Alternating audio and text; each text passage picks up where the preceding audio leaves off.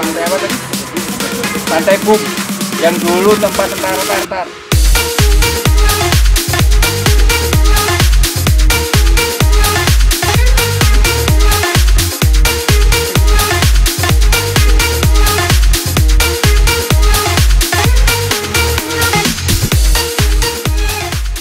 Kembang apinya.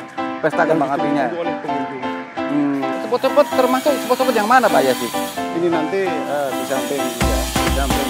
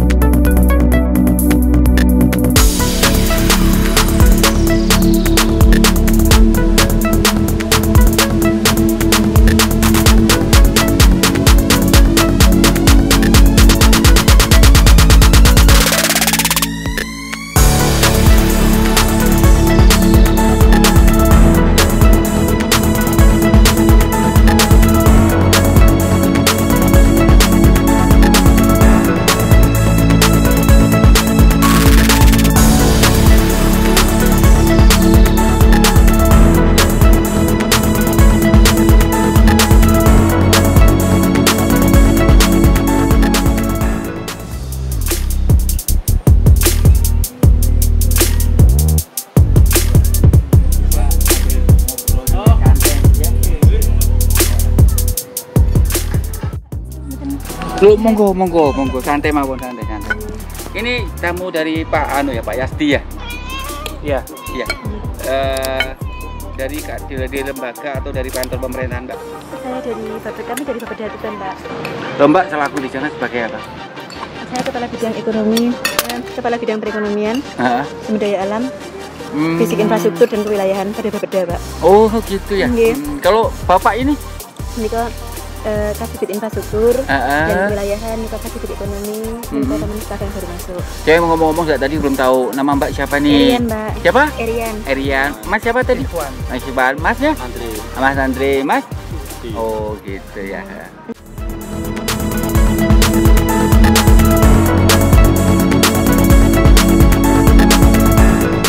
Dari Bapeda Tuban. Dalam rangka? Dalam rangka kita sebenarnya semacam studi tiru, kita pengen sharing pengelolaan pantai, sebenarnya lokasi wisata tapi khususnya pantai yang dikelola oleh Pemkab. Kenapa kita yang datang? Karena pengendali anggaran dan kebijakan itu di Bapeda. Jadi artinya kita bisa support kegiatan OPD, tetapi di satu sisi ketika itu perlu ada penajaman kita juga bisa program top down, Mbak. Iya. Next ke depan rencananya kami akan bawa stakeholder dari Tuban yang lebih luas untuk datang ke sini untuk kita sharing berbagi pengalaman. Apakah nanti kita harus fokus macam ada BUMD khusus yang menangani, karena kita juga ada BUMD aneka usaha juga. Karena kalau digabung di dinas juga memang nampaknya kegiatan dinas juga banyak, nggak bisa fokus untuk maksimal ya. Jadi target kita adalah nanti dalam setahun atau 2 tahun kita bisa fokuskan pengelolaannya dalam satu manajemen yang lebih open. Iya. Iya, Pak.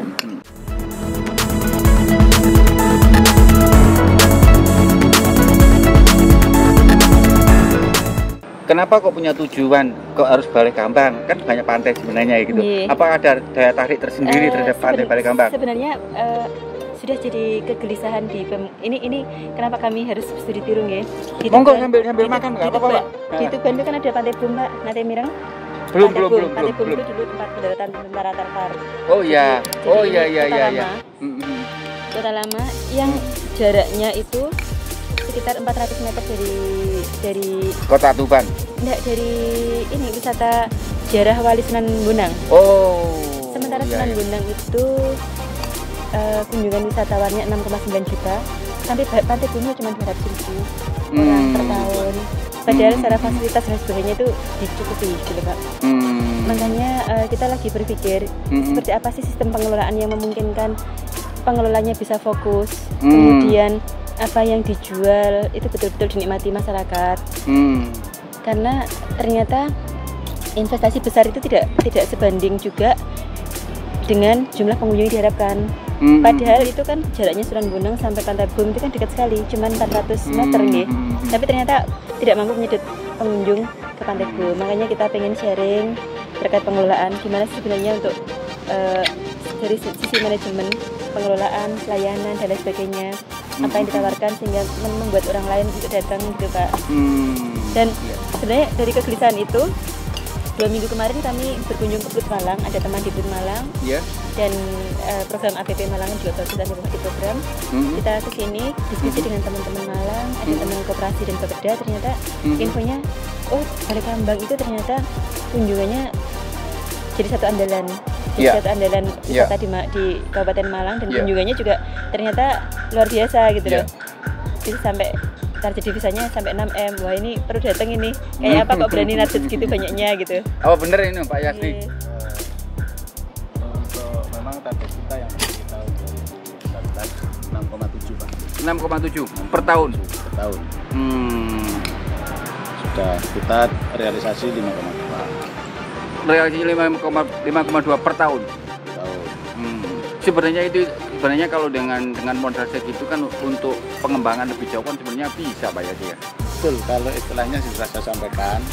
Kalau istilahnya di kontribusi balik, karena kita membiayai seluruh wisata yang ada di Kabupaten Malang yang dikelola oleh perusahaan daerah jasa, jadi kembalinya ke unit Balai Kambang masih minim. Berapa persen Pak Yasni kalau diperbolehkan, kalau boleh tahu ngorek aja lah nih, berapa persen yang dengan penghasilan 5,2 per tahun terus masuk ke Balai Kambang? Pantai Balai Kambang? Ini masih bisa dikategorikan 25-30%.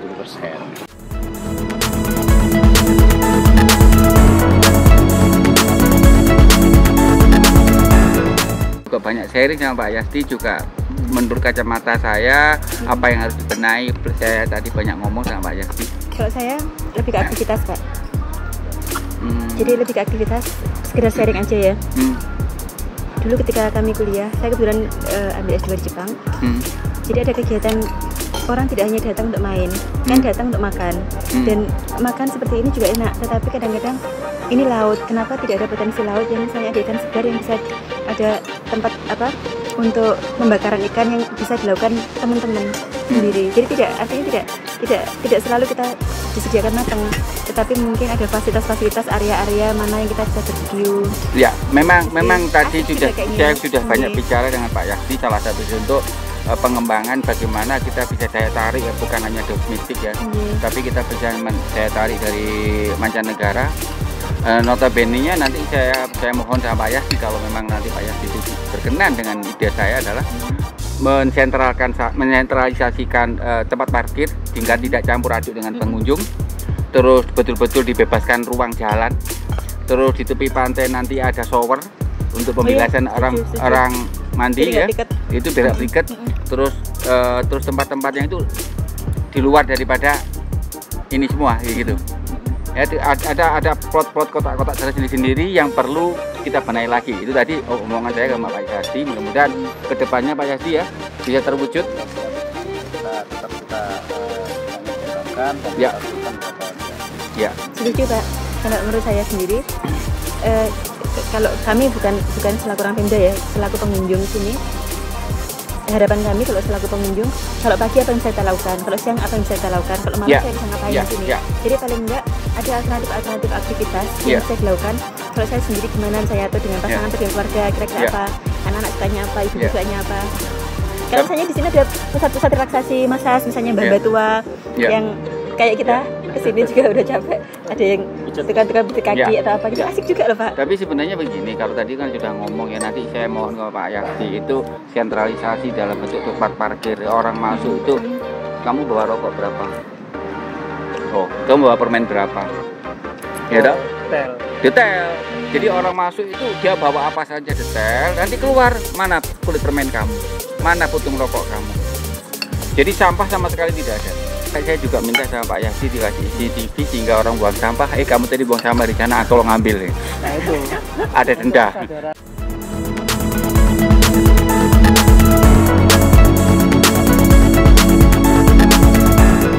Ini Pak yang cantik mas-mas ya, dari tamu dari kota mana? Kabupaten Tuban.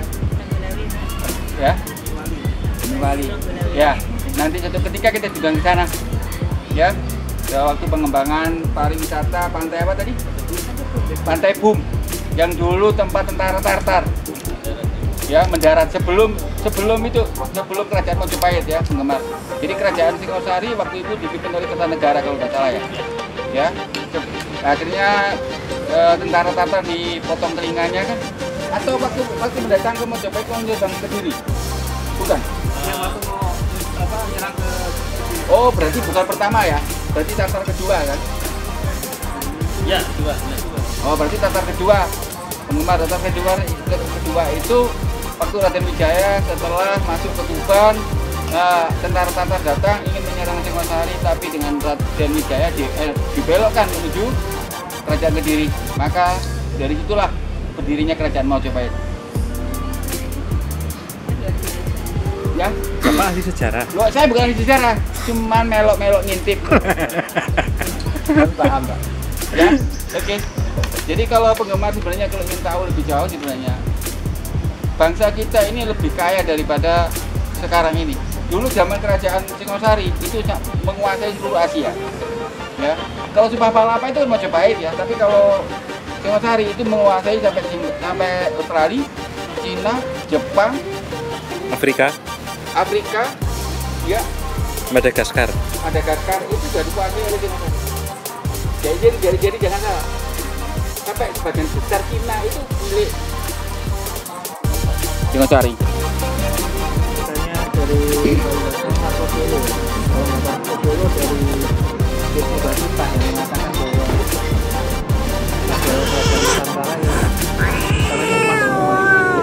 Singosari? Enggak. Tapi sejarah Singosari itu luar biasa sih. Asal mulanya itu kalau kita runut dari sejarah, saya punya teman sejarah, itu luar biasa. Yang mendirikan Kerajaan Singosari kan Kenaro. Tapi kita bukan dari guru sejarah ya penggemarnya. Kita hanya sekedar memberikan tahu bahwa bangsa kita ini lebih sebenarnya. Tapi mudah-mudahan Pak Yakti ya dengan tadi kita banyak ngobrol ya. Kedepannya lebih ya dah gitu. Betul Pak. Harapan kita yang di pengelola wisata Balekambang memang diimbangi dengan pendapatan yang mungkin kita maksimalkan. Iya. Nah, terima kasih waktunya Mbak. Mas.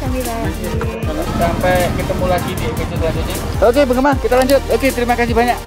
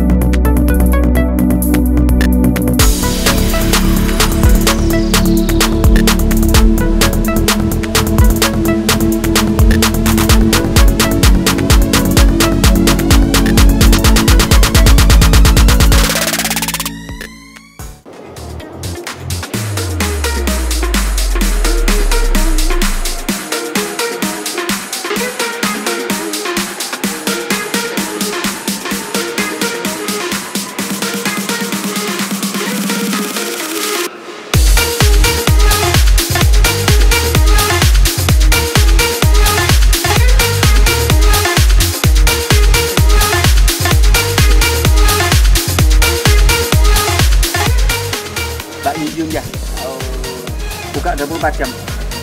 Jam berapa tutup? Ini tadi nggak sampai malam. Oh, nunggu saya. Ini Jabar Story TV. Ini kita ditunggu oleh Mbak Yuyun ya, yang punya Balik Kambang Cafe.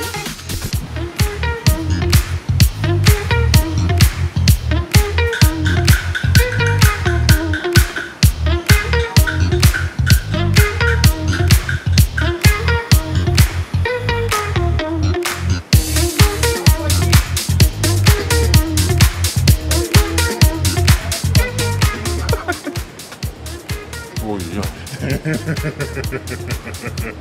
Iya.